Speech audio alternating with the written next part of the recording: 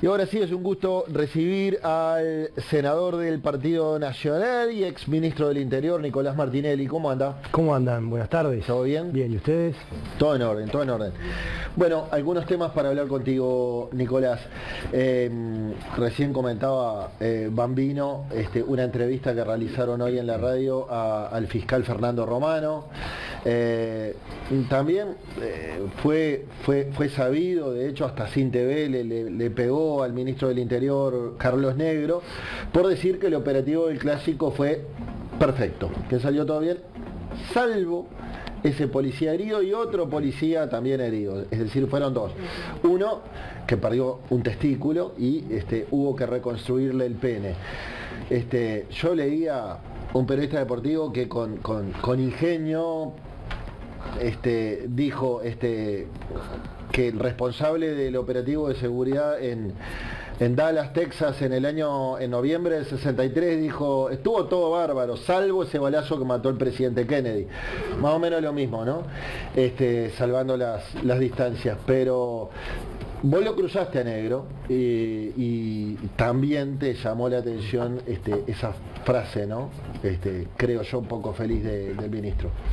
Sí, así es. Yo creo que, como vos decís, fue una frase muy poco feliz, que además nos retrotrae a la época de Bonomi con el clásico de la garrafa, que Bonomi también ese clásico dijo exactamente lo mismo, ¿no?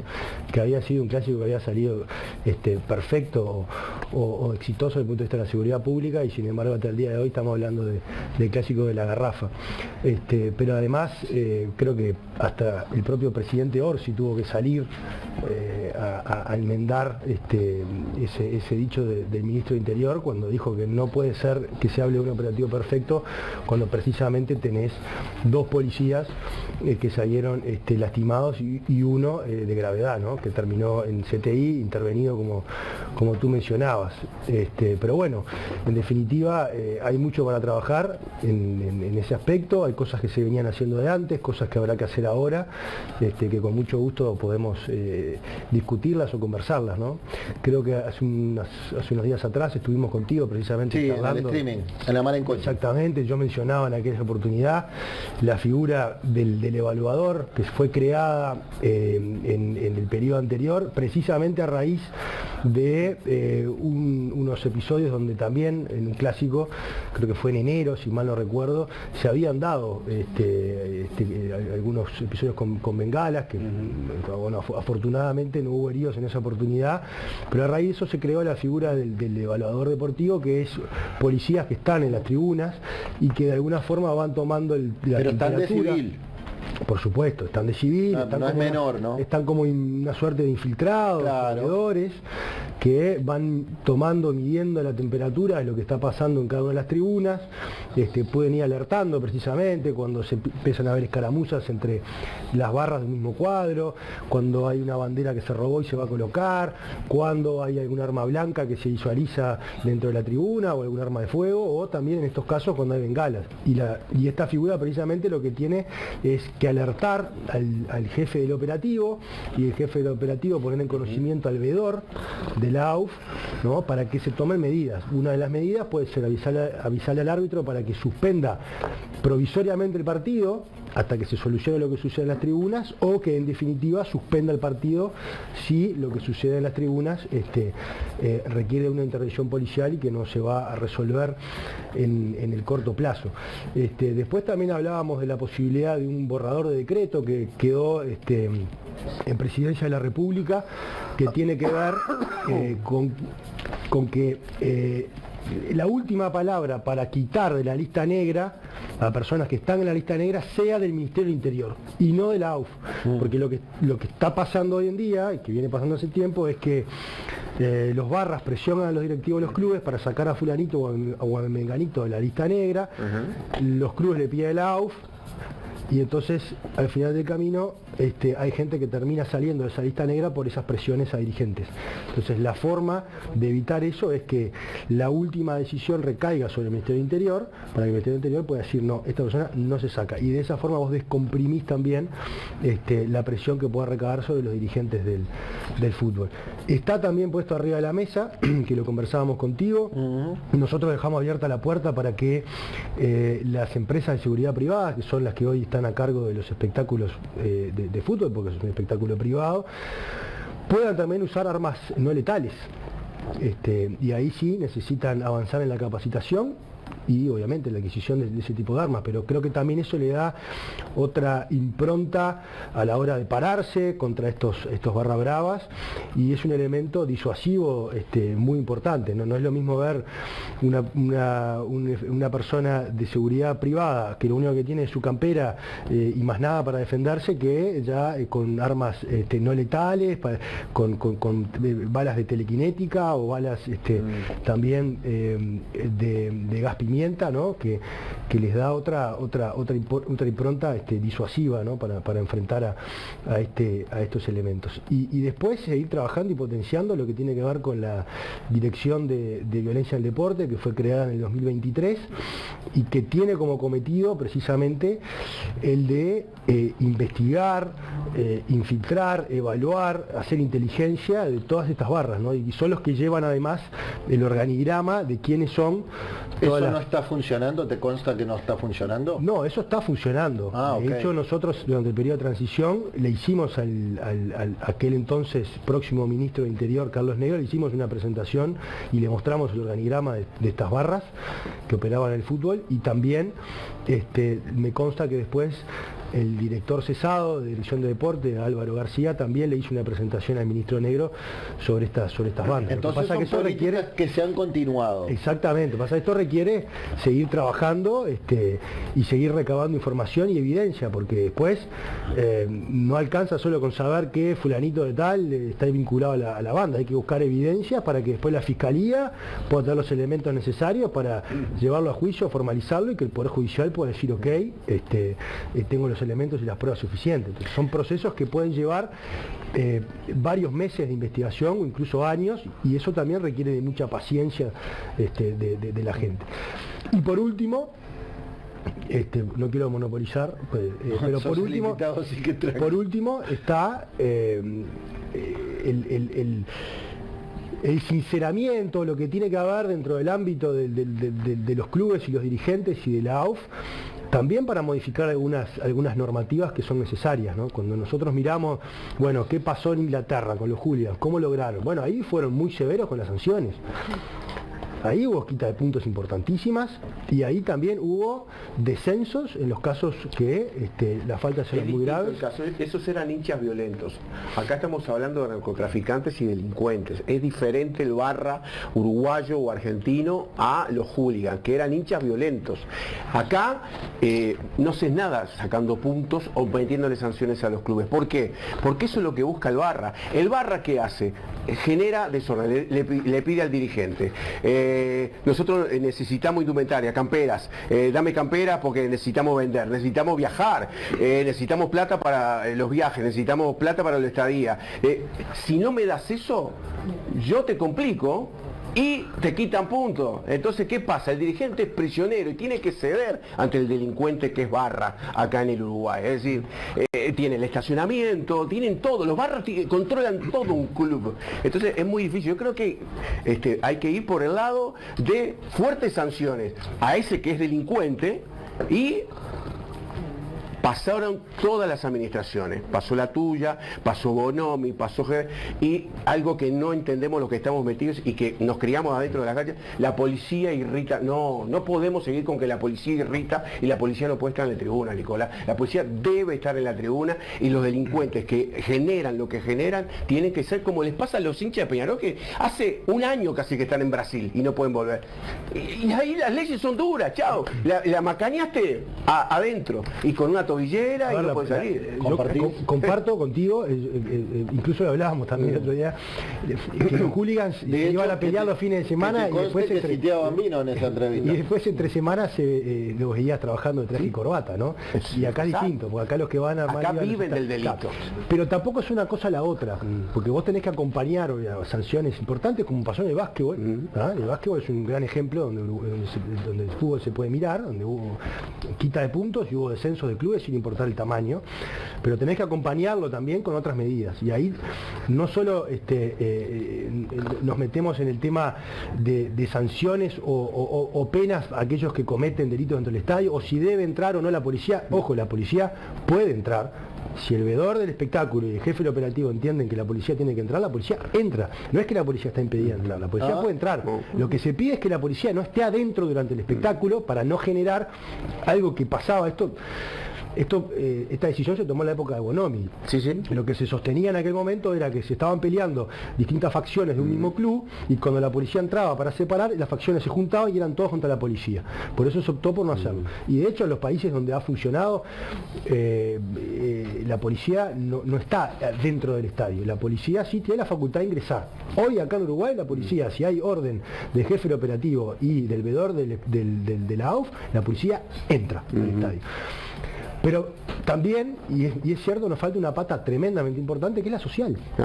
Que ahí es donde hay la distinción entre el hooligan, que era, me voy a pelear, pero después el lunes estoy de traje y corbata trabajando en la oficina, y lo que nos pasa con los barras nuestros, que los barras nuestros viven del delito y el lunes siguen viviendo el delito. Exacto. Entonces ahí hay que hacer un abordaje también muy importante y de trabajo muy importante en los barrios y los contextos.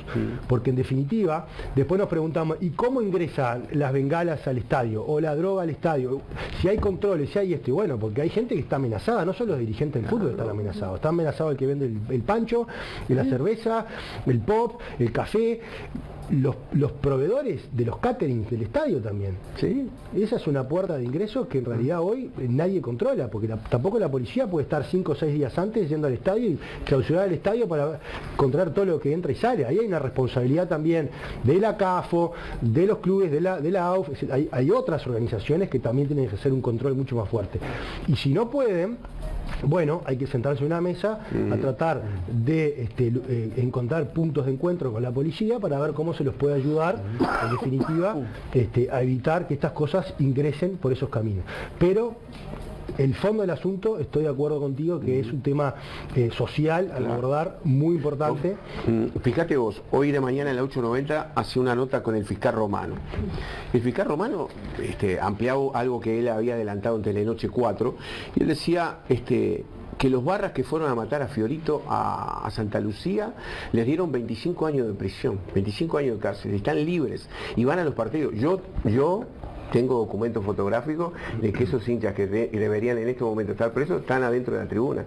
O sea, no solamente que están en la lista de inhabilitados e ingresan igual, sino que además con una condena de 25 años por un vericueto entre el Código Penal viejo y la nueva reglamentación, resulta que hubo un error. La norma más benigna habrá sido. Ahí está, y bueno, la cosa es que los tipos están sueltos y viajando por todos lados y yendo a los partidos de Nacional.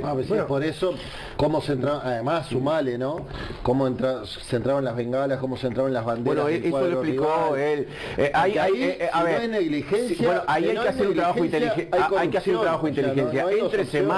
Entre semana, lo que pasa es una organización, ellos tienen camiones explotados.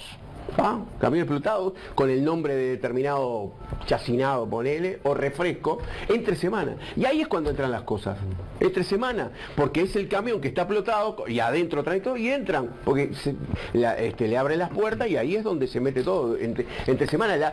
Lo que entró el otro día, olvídate, no entró el mismo día del partido. Exacto. Ya estaba dentro del estadio. Sí, muchas veces pasa, en la policía hace previo al partido, va con el K9, que son los perros, controla, hay una inspección del estadio y ahí a veces se encuentran cosas. Claro. No son cosas que ingresaron ese día, obviamente, son cosas que ingresaron algunos días antes, que permanecen ahí en algunos pozos negros o en los baños, donde sea, esconden, y bueno, se hacen esas inspecciones, pero estoy de acuerdo con que en definitiva hay algunas líneas de investigación en lo que tú mencionabas. Y después con respecto al tema punitivo, si hay que aumentar las penas, yo estoy de acuerdo, si la solución pasa por eso, me parece que hay que mandar una norma al Parlamento y aumentar la pena a los que dentro de un espectáculo deportivo cometen este tipo de delitos. Ahora, no nos olvidemos también que tanto el ministro Negro como este gobierno tiene una mirada menos punitiva en ese sentido, ¿no? Lo han dicho en varias oportunidades, ¿no? Dicen que no pasa todo por reprimir. No tanto reprimir, yo creo que ahora con la palabra represión se están haciendo un poquito amigos, pero no quieren generar... Pasaba en el último gobierno del Frente Amplio que represión a la izquierda... En el último sí, pero yo creo que ahora aprendieron, todos aprendimos, que represión y causas, enfoque dual, es el camino a recorrer. Sí. Pero no quieren aquello de la no sé, no me sale ahora la palabra técnica, pero que haya elevar las penas, porque después según ellos eso genera problemas en las cárceles, o sea, es todo como un... Pero en definitiva, si la solución de otros países y la evidencia está, indica que a estos tipos hay que darles más pena, como el ejemplo que tú ponías del caso de Ferito, entonces en definitiva, bueno, transitemos ese camino, que no nos tiemble el pulso a los que somos tomadores de decisiones de tomar ese camino. Me parece que hay una cosa además que acá hay que tener en cuenta, que esto no se trata solamente del espectáculo deportivo puro y duro durante el tiempo que transcurre, se trata de las zonas y los barrios en el estado que quedan, en las condiciones. Yo soy vecina de un barrio en el que estoy rodeada por 2 estadios, realmente hay días que no se puede salir a la calle, es un peligro, bueno, lo veíamos, que acampan en las puertas. Sobre cómo es vivir en algunas partes. Me pasó de pasar por la puerta de un club un día que había ganado ese club con mi auto porque venía y tenía que atravesar sí o sí, y me apalearon el coche y habían ganado. Si hubieran perdido no sé qué hubiera pasado. Sí, a veces te toman las plazas públicas, las plazas cerca, por ejemplo, del Estadio Nacional, hay algunas plazas que los vecinos ya no las pueden disfrutar porque de todo eso la policía tiene trabajos de investigación y bueno, hay que esperar los avances de esas causas, ¿no? Nicolás, te quiero sacar del fútbol. Hablábamos, claro, porque estamos ante el último ex ministro, el último ministro del Interior del gobierno pasado. ¿Has visto una impronta nueva del ministro Negro? ¿Has visto nuevas ideas? Voy a citar nuevamente al streaming, pero ahí decías, no he visto nada nuevo porque falta un plan de seguridad pública. ¿Qué es esto? Sí. ¿Cómo se traduce? A ver, yo lo que he dicho es que hay luces y sombras, ¿no? Entre las luces me parece que es bueno que el ministro de alguna forma haya abrazado esto del enfoque dual y tratar de continuar algunas de estas políticas. Eso me parece que está bueno porque nos paramos ya en una suerte de madurez política de todos los sectores y de todos los partidos para decir, bueno, hay cosas que no las vamos a solucionar si no tenemos una mirada a largo plazo, con políticas de Estado. Y eso está bueno. Incluso lo vi en Ana Juanche, la directora del Instituto Nacional de Rehabilitación, cuando compareció hace unos días atrás a la Comisión de Seguimiento Carcelario, donde también habló de todos los programas que se iniciaron en el periodo anterior, incluso el libro blanco, y manifestó el interés de poder continuar con esos programas, muchos de ellos basados en la evidencia y que están dando buenos resultados. Ahora, la realidad también es que el ministro Negro, en las oportunidades que compareció al Parlamento, en su presentación, lo único novedoso es la convocatoria a un nuevo acuerdo multipartidario. En cada una de las 3 oportunidades que salió en su conferencia de prensa, dijo vamos a convocar un acuerdo. Pasaron 3 meses desde la primera comparecencia, todavía no tenemos ninguna invitación formal para sentarnos en una mesa a trabajar, y me parece además que es importante hacerlo ahora, porque se nos viene la ley de presupuesto. Y la ley de presupuesto, si algunas de las propuestas que salen del acuerdo multipartidario necesita presupuesto, es la instancia, porque además vos vas a tener el acuerdo de todos los partidos políticos ¿ah? Y que sabés que te van a acompañar la medida y que te van a dar el presupuesto necesario. Entonces, creo que estamos en un momento bisagra y que hay que tener mucho cuidado de que no nos pase por arriba después la ley de presupuesto y que no logremos antes generar los acuerdos necesarios.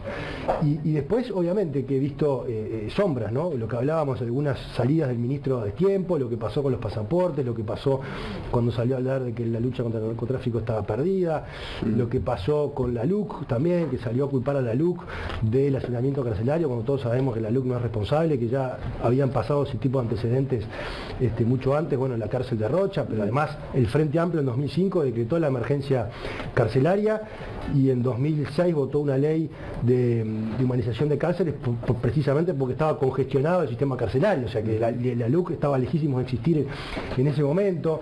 También se equivocó cuando salió a hablar de las certificaciones médicas diciendo que había 20.000 policías certificados, cuando es una cifra absolutamente absurda. Cuando salieron también con el tema de los robos piraña, que no le han encontrado la vuelta, decir que iban a prohibir a que 2 anduvieran en moto, yo se lo dije, además me parece que es un error. Yo hablo con él mucho, ¿no? Y le mando mensajes y le trato de decir, bueno, mirá, me parece que por ahí estás equivocado, ¿no? Pero he visto un ministro sí agradecido porque tenemos un buen diálogo y tenemos una buena relación, pero poco receptivo a aceptar las sugerencias de mi lado, y por eso yo he dicho que me parece que está mal rodeado, es un ministro que está mal asesorado, mal rodeado, y que en definitiva la gente que tiene a su lado, no hablo de los técnicos, no hablo de los Rojí, de los Sanjurjo, Ana Viña, esos están para algunos vienen de la gestión anterior, ¿no? Todos vienen de la gestión anterior. Sí, por eso. Sanjurjo estaba con nosotros en el ministerio, pero Rogido y Ana Viña estaban trabajando en informes. No hablo de ellos, pero hablo sí de los asesores políticos o otras figuras que pueda tener el ministro, que me parece que lo están mal asesorando y que lo están de alguna forma empujando a cometer este tipo de errores que, bueno, generan un desgaste importante, no solo a nivel de la opinión pública, sino también a nivel de la policía. A mí hay un tema que me tiene un poquito preocupada, que el ministro lo ha sobrevolado 2 o 3 veces en la prensa y no ha terminado de bajar la tierra, pero en realidad me preocupa porque me preocupa un poquito el concepto y quiero saber tú qué opinás. En más de una oportunidad el ministro ha planteado el tema del desarme poblacional.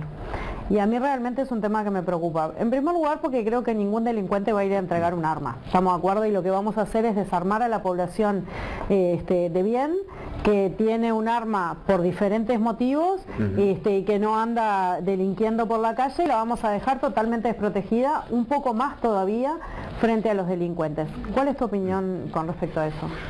Bueno, hay evidencia a nivel internacional, no solo Brasil y Argentina en la región, sino varios países, varios estados de Estados Unidos, Sudáfrica, Italia, Francia, Reino Unido, por nombrarte algunos, hay muchos más, que han aplicado este tipo de políticas de desarme voluntario y no han prosperado. Todas han fracasado, básicamente por lo que tú decís, porque en definitiva el que va a entregar el arma es alguien que le heredó, que no tiene conocimientos de armas, que no tiene permiso, que tenía el arma ahí, bueno, aprovecho que tengo esta oportunidad, voy y la entrego. Pero el delincuente no la va a entregar porque es su herramienta de trabajo. Entonces, no pasa por ahí. De hecho, hay un estudio al respecto de Diego Sanjurjo. Hay uno viejo y hay uno que publicó hace poco en la Fundación Carolina, lo leí la semana pasada, donde también habla un poco que no tiene nada que ver. Por ejemplo, Estados Unidos es uno de los países más armados y sin embargo tiene un nivel de violencia inferior al nuestro en cuanto a homicidios productos de armas de fuego. Nosotros, sin embargo, tenemos un sistema de control de armas bastante riguroso. Después hay que ver si efectivamente ese rigor se da o no se da, pero tenés una normativa para vos poder tener un arma, para tener el porte, para tener la tenencia, para comprarla, rigurosa. Tenemos un nivel de tenencia de armas por debajo de lo que tiene Estados Unidos, pero sin embargo, si vos lo mirás en materia de homicidios, productos de armas de fuego, estamos por arriba de Estados Unidos. Entonces, yo creo que ese tipo de política de entrega de armas voluntarias va camino a lo que ha sucedido en el resto de los países y toda la evidencia indica que no va a funcionar. Pasa también, como te mencionaba al inicio cuando te presentábamos, Nicolás, lo que pasa en algunos barrios donde es notorio y vale reconocerla que hay una presencia fuerte del Ministerio del Interior desde la gestión anterior, desde la tuya y desde la anterior del ministro de Larrañaga. Me refiero a Malvin Norte, donde además yo estoy ahí, veo lo que sucede en cuanto al operativo y a los resultados. Lo último que ves ahora con esos motoqueros con los que te cruzas habitualmente cuando andas en la vuelta del Hipólito Yrigoyen, que ahora manejan armas automáticas, que se graban videos amenazando que van a pudrirla toda, y vos te preguntás, a pesar de los helicópteros, de la presencia en las calles donde hay patrulleros que muchas veces les piden documentos a los trabajadores que salimos, nos piden documentos porque estamos documentados, no tenemos ningún problema, le entregamos el documento. A pesar de todo eso, todavía hay una sensación de miedo instalada en la población absolutamente real y tangible, que es que salís y no sabés qué te puede pasar, porque si te cruzás con un motoquero de eso, con una arma automática, corres más que graves riesgos. ¿Qué evaluación haces de eso? ¿No se pudo? ¿No se puede? ¿Hay zonas con las que no se puede? No, a ver, primero, yo repito lo que siempre he dicho, es que la policía entra a todos los barrios. No hay barrio donde la policía no entre. Ese es un mito que no sé de dónde surge, pero en definitiva, nosotros durante mi gestión cambiamos lo que eran los famosos operativos que hacía la época de Bonomi, ¿no? Esos operativos de saturación. Iban durante unas horas a un barrio, sí, lo abordaba la policía, nadie entraba y nadie salía sin mostrar la cédula y después se iban. Pero el barrio quedaba desolado, solo. Por un momento estaba la esperanza, vino la policía, después se iban. Nosotros cambiamos ese concepto y hicimos operativos de intervención. ¿Qué implicaba eso?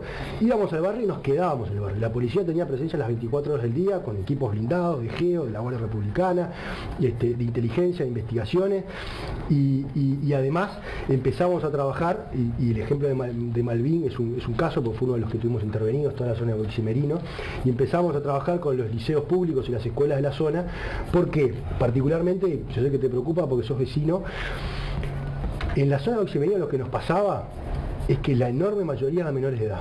Sí. Entonces, teníamos un problema con los fiscales y los jueces de menores, que no tenían el expertise y la experiencia para resolver esos temas. Porque para nosotros era un tema, bueno, este gurista con un arma, o este gurí entramos con el auto y están tirando piedras a los autos, a los patrulleros, y la solución desde la Fiscalía o del Poder Judicial era, ok, entreguen al menor a los padres. ¿Me explico? Sí. Entonces, muchos están presos, ¿no? Los padres ni están ahí. Bueno, hay de todo. También hay de todo, es cierto. Sí. Hay padres que están presos, hay abuelos que están presos, pero en definitiva la solución era entréguele el menor a alguien que se haga cargo, o el que tenga la patria potestad, o que se haga cargo de ese menor, sí, y el menor volvía menos de 24 horas, de vuelta al barrio, de vuelta a tu casa y de vuelta a tirarle piedras a los patrulleros o a robarle a cualquiera que pasara por esta calle que se asfaltó, que pasa por el medio de Boximerino, sí, y que en algún momento se hacían esos robos, ¿te acordás que los menores, bueno... Sí, los robos tipo piraña, entonces, una cosa así. Exactamente, entonces, los robos piraña, exactamente. Entonces, en definitiva, yo lo que avancé fue en juntar, me acuerdo que hicimos una reunión con los fiscales, vino Mónica Ferrero, vinieron los fiscales de adolescentes y tratamos de explicarles cuál era la situación y tratamos de pedirles que nos ayudaran. Sí, pero es como todo, a veces tenés fiscales que van más para adelante y otros que no van tanto para adelante. Entonces, cuesta terminar de resolver los problemas ahí, en parte por esta situación que yo te estoy contando. Y en ese caso, a ver, la omisión de los deberes de la patria potestad, porque en definitiva los chicos que eran menores estaban ahí porque había un adulto responsable que no estaba cumpliendo su función. Exactamente, pero volvemos a lo mismo. Le cuesta a muchos fiscales solicitar la formalización de padres por lo de la patria potestad, porque ellos lo ven, primero que no son los casos más importantes que tienen, porque de repente tienen otras cuestiones más importantes y estos casos quedan ahí. Le tiró una piedra a un patrullero. Está bueno, pobre, está. Pero en definitiva hoy es lo que yo siempre decía, hoy es una piedra, mañana es un arma. Entonces si no atacamos esos problemas que hoy... Sí, si el límite no queda claro, el límite se va corriendo, ¿no? Si nosotros no empezamos, desde el punto de vista de la Fiscalía del Poder Judicial, a perseguir esos delitos que hoy parecen ser faltas menores o cosas menores, después se van convirtiendo porque eso va escalando. El que vos le permitiste que tirara una piedra, no le pasó nada, mañana va a probar con otra cosa. Bueno, tiré la piedra, no pasó nada, zafé, mañana pruebo con algo más contundente. Entonces vos tenés que cortar cortar. Y para cortar necesitas de la ayuda de la Fiscalía y del Poder Judicial. Porque la policía, tu trabajo lo hace. Van con cámaras, los identifican. Nosotros preparamos vehículos hasta vehículos civiles que de repente están patrullando y vos no te enterás porque vos pensás que fue el patrullero, pero la gente de investigación o de inteligencia va con un vehículo común y corriente, van con cámaras, los filman, los identifican, los tienen todos identificados. Ahora después vas a la Fiscalía y la resolución es entrégueselo al tutor o al que tenga la patria potestad, y es muy difícil y además es muy desmoralizante para la policía. Pues al final los arreglamos el pellejo, vamos, hacemos el trabajo, los capturamos, llevamos las pruebas y de alguna forma no tengo el respaldo de una pata del Estado que estoy necesitando. Claro. Pasamos ya, Nicolás, de arreglarse el pellejo a entregar la vida, ¿no? Como bueno, exactamente. Y lo mismo te pasa en el Cerro Norte. A nosotros los barrios que tuvimos intervenidos fue Cerro Norte. También, viste, trabajás mucho tiempo con drones, se recabás la evidencia, todo, y después a veces se te ve frustrado un procedimiento, una formalización, por cuestiones técnicas. Pero Nicolás, hay, por ejemplo, en el Cerro Norte, que se sabe que son dos familias que están peleando por el territorio. ¿No se puede saturar la casa, por ejemplo, ¿Sabes cuántas veces y te allano todos los días, y te allano todos los días, y te allano todos los días? Para allanar no es un tema de la policía. Sí, es un tema de la justicia. Y bueno, todos los días que el juez permita allanar, cansar, o sea, saturar, porque porque dice, se sabe que es la lucha entre dos. ¿Sabés qué pasa? Que esa lucha entre las dos bandas narcos, y vos ibas de repente por Lucio Alberto Herrera y la Rambla, como pasó, y de repente el ajusticiamiento era ahí. Te das cuenta que salen del barrio. Trae su problema porque cuando salen del barrio están vulnerables. Que puede tocar cualquier lado. Exacto. Pero yo estoy 100% de acuerdo contigo. De hecho, me acuerdo de haber también hablado con Mónica Ferrero en alguna oportunidad para pedirle que ese tipo de conflictos lo aborde un solo fiscal. ¿Por qué? Porque es la forma de que el fiscal conozca a todos. Porque a mí nos pasaba que, bueno, a ver, que necesitamos una orden de allanamiento urgente porque estamos de evidencia que mató a fulano. Y nos demoraba porque el fiscal que agarraba el caso tenía que empaparse de la carpeta, conocer quiénes eran, contra quién se peleaban, quién era cada uno de los miembros. Todo eso demoraba. Y en ese demorar, que a veces pasan 24 o 48 horas, ¿se te va? No perdiste. O lo matan o mata, porque saben que está buscando, o mata a otro. Claro. Entonces, nos pasaba en el periodo anterior, de que a veces tuvimos homicidios, por eso yo pedí la creación de la cuarta fiscalía. Teníamos homicidios porque durante el fin de semana los fiscales de homicidios no trabajaban. Claro. Entonces, hay un homicidio el viernes y a mí hasta el lunes no me daban la orden de captura. Yo ya sabía que no había sido. Y estábamos todos esperando. Y mientras esperábamos el fin de semana, el pibe que había matado a alguien lo mataba o ese pibe volvía a matar. Por eso insistimos y logramos crear la cuarta fiscalía para poder agarrar los fines de semana. Ahora tenemos 4 fiscales de homicidio de Montevideo y cada uno tiene la semana completa. Entonces ese gap que les dábamos ya no lo tenemos. Pero bueno, son cosas que hay que trabajarlo. Sí. Yo no pude avanzar, se lo planteé a Mónica, no pude avanzar con que los casos del Cerro se los pasen a un solo fiscal, para que ese fiscal conozca todo el organigrama delictivo de lo que pasa en el Cerro. Y sepa rápidamente y actúe rápidamente. No pude, avancé hasta donde pude. Creo que, bueno, ahora Negro tendría que tomar esa posta, sentarse con Mónica Ferrer y decirle, che, este día está buena. Y ella estaba afina. Estaba de acuerdo. Sí, estaba de acuerdo. Sí, a todo esto, entonces, ya que hay tantas críticas a la justicia, ¿un Ministerio de Justicia puede ayudar en algo? Pero el Ministerio de Justicia me parece que va por otro lado, ¿no? Yo no digo ni que sí ni que no, me parece que es un tema que hay que estudiarlo, es un tema que además todos dijimos, bueno, vamos a crear un Ministerio de Justicia para poner las cárceles abajo. El Ministerio de Justicia es muchísimo más que eso, muchísimo más complejo que eso. Pero en el diálogo mejor entre los fiscales y la policía, no sé, me da una impresión que puede haber un diálogo más político. Bueno, pero el ministerio es un ministerio político, el ministro de Interior es el ministro político por excelencia. Si el ministro de Interior, que es el ministro político, no puede tener un diálogo con la Fiscalía o con el Poder Judicial en forma directa... Es como hablar con el fiscal de corte, digamos, sería lo mismo.